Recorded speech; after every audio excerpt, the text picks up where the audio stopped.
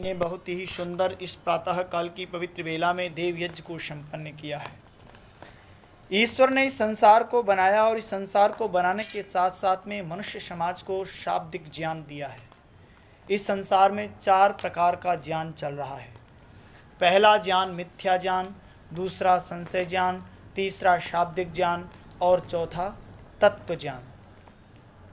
पहला है मिथ्या ज्ञान। मिथ्या ज्ञान किसे कहते हैं? मिथ्या ज्ञान कहते हैं झूठा, अर्थात रस्सी को सांप समझ लेना और सांप को रस्सी समझ लेना, इसे कहते हैं मिथ्या ज्ञान।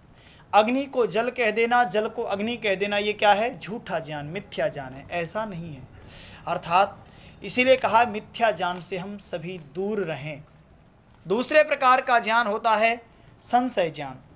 व्यक्ति समझ लेता है, किसी को कुछ समझ लेता है, कुछ समझ लेता है और उसके मन में संशय रहता है कि वास्तव में है या नहीं है। अर्थात मिथ्या ज्ञान और संशय ज्ञान को दूर करने के लिए ऋषियों ने शाब्दिक ज्ञान दिया है। शाब्दिक ज्ञान का मतलब है हम जो पुस्तकों से, ग्रंथों से, स्वाध्याय के आधार पर जो ज्ञान प्राप्त करते हैं उसे कहते हैं शाब्दिक ज्ञान। हमने शब्दों के द्वारा ज्ञान प्राप्त किया है। लेकिन आज संसार में लाखों करोड़ों ऐसे लोग हैं जो प्रातः काल से सायं काल तक अनेकों ग्रंथ पढ़ डालते हैं, लेकिन उनके पढ़ने का कोई महत्व तब तक नहीं होता जब तक पढ़े हुए को अपने जीवन में, आचरण में नहीं लाते, धारण नहीं करते।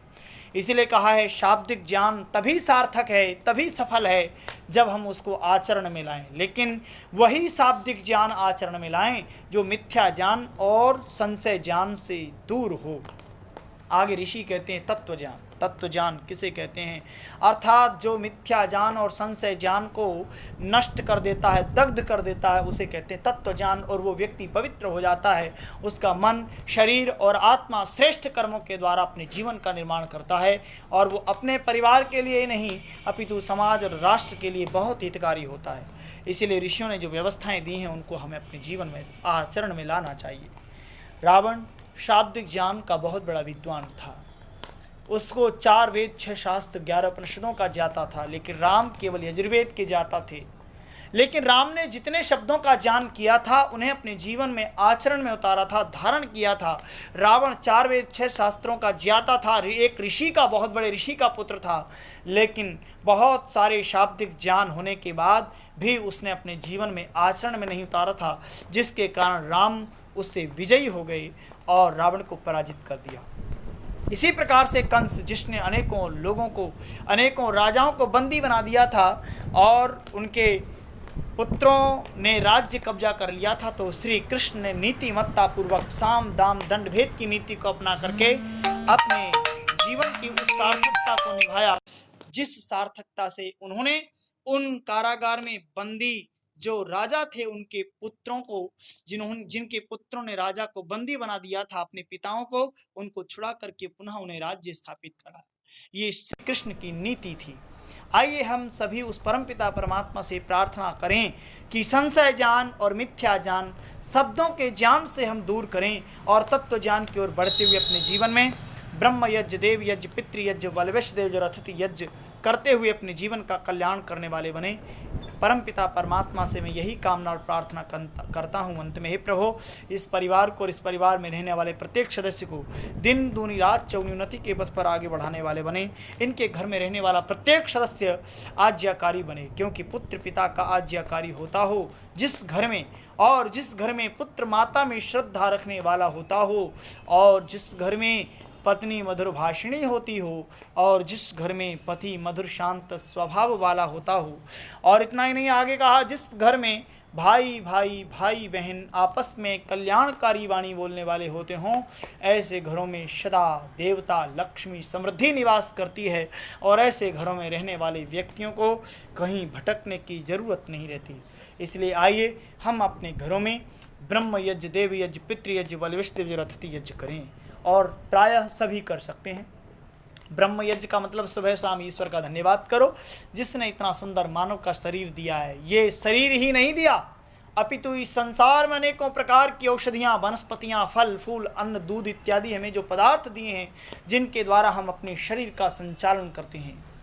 इसीलिए हमारा जो शरीर है रथ है, गाड़ी, और इस गाड़ी का मूल्य कब तक है? जब तक इस गाड़ी का मालिक इस गाड़ी पर सवारी कर रहा है।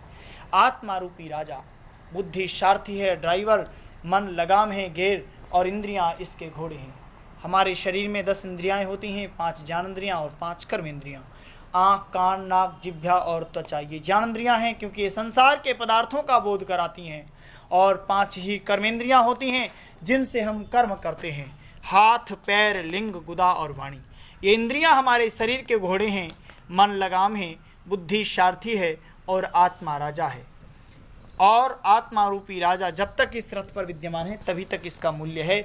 जब ये इस रथ पर नहीं रहेगा फिर इस रथ का भी कोई मूल्य नहीं रहेगा। इसलिए आइए परमपिता परमात्मा से हम ये कामना करें, सुबह शाम धन्यवाद करें उसका। दूसरा देवयज्ञ जो हम सब ने मिलकर के किया है, क्योंकि महात्मा चाणक्य कहते हैं जिस घर में वेद मंत्र नहीं बोले जाते, स्वाहा स्वाहा की ध्वनियाँ नहीं गूंजती, जिस घर में वेद आचार्य विद्वान साधु सन्यासी नहीं जाते, और जिस घर में यज्ञ हवन नहीं होते, ऐसे घरों को शमशान के तुल्य समझना चाहिए। इसीलिए देवयज्ञ भी अपने घरों में यदा कदा करें। आइए तीसरा पितृयज्ञ, हम अपने घरों में जीवित माता पिता वृद्धजन सास ससुर की सेवा करें। चौथा बलिविष्णु, प्रातः काल से सायंकाल तक हम बहुत सारे काम करते हैं, घर में सफाई करते हैं, गाड़ी चलाते हैं, भ्रमण करते हैं, जाने अनजाने में बहुत सारे प्राणियों की हिंसाएं हो जाती हैं। इसीलिए ऋषियों ने कहा हम घर में जो पदार्थ बनाएं वो पहले किसी प्राणी को दे दें। और पांचवा अतिथि यज्ञ, अतिथि जो कोई हमारे घर पर आ जाए उसको बैठने के लिए आसन, जल, भोजन, वस्त्र आदि से सेवा सत्कार करें। इन 5 यज्ञों की प्रणाली जिस घर में रहती है वह घर सुखी रहता है, आनंद से युक्त रहता है। हमें आनंद की वृद्धि करते हुए अपने परिवार की उन्नति करनी है, पुरुषार्थ के द्वारा लक्ष्य प्राप्त करने वाला बनना है। इन्हीं कामनाओं के साथ इति ओम सम। आइए यजमानों को आशीर्वाद। ओम सत्याः सन्तु यजमानस्य कामः, ओम सफलाः सन्तु यजमानस्य कामः, ओम पूर्णाः सन्तु यजमानस्य कामः, ओम सौभाग्यमस्तु शुभं भवतु। हे यजमान तम वर्चस्वी तेजस्वी यशस्वी दीर्घायु भूया। हे यजमान तम विद्यावान बलवान धनवान श्रीमान यशवान परोपकारी धर्मात्मा न्याय प्रिय सत्य प्रिय धर्म प्रिय देशभक्त संस्कृति रक्षक मातृभक्त पितृभक्त कुलभक्त भूयः। ओम सौभाग्यमस्तु शुभं भवतु, ओम सौभाग्यमस्तु शुभं भवतु, ओम सौभाग्यमस्तु शुभं भवतु। हे यजमान तम वर्चस्वी तेजस्वी यशस्वी दीर्घायु भूया। हे यजमान तम विद्यावान बलवान धर्मान श्रीमान यशवान परोपकारी धर्मात्मा न्याय प्रिय सत्य प्रिय धर्म प्रिय देशभक्त संस्कृति रक्षक मातृभक्त पितृभक्त कुलभक्त भूयः। ओम स्वस्ति स्वस्ति स्वस्ति। ओम स्वस्ति न इंद्रो वृद्धस्रवा स्वस्ति न पूषा विश्ववेदा स्वस्ति नस्तारक्षो वरिष्ठनेमि स्वस्ति नो बृहस्पतिर्दधातु। ओम तच्चक्षुर्देवहितं पुरस्तात् शुक्रमुच्चरत् पश्येम शरदः शतं जीवेम शरदः शतं शृणुयाम शरदः शतं प्रब्रवाम शरदः शतमदीनास्याम शरदः शतं भूयश्च शरदः शतात्। आइए शांति पाठ। ओम द्यौ शांतिरंतरिक्षं शांति पृथिवी शांतिरापः शांतिरोषधय शांति वनस्पतय शांतिर्विश्वे देवाः शांतिर्ब्रह्म शांति सर्वं शांति शांतिरेव शांतिस्सामा शांतिरेधिः। ओम शांति शांति शांति।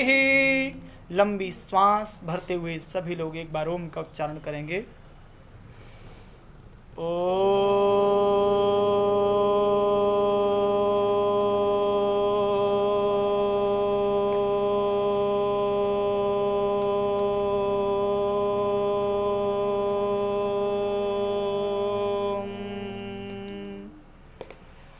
वैदिक अभिवादन सभी को सादर नमस्ते जी।